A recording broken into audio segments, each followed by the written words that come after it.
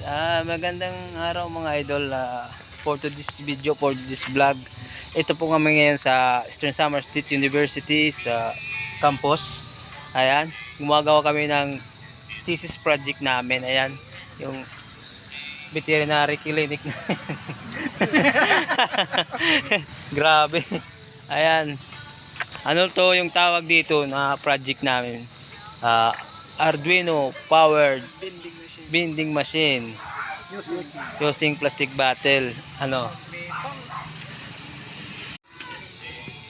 Ayan, parang dispenser lang mga idol, pero mahulog ka lang ng plastic bottle at magkakatubig ka na.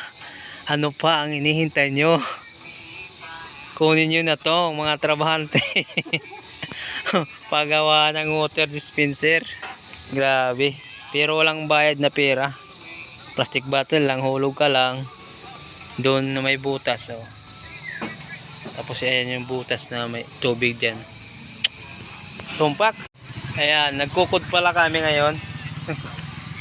Kasi kailangan ng code, ano tawag doon, boy? Ayan, Arduino powered water bending machine. Wow, using plastic bottle.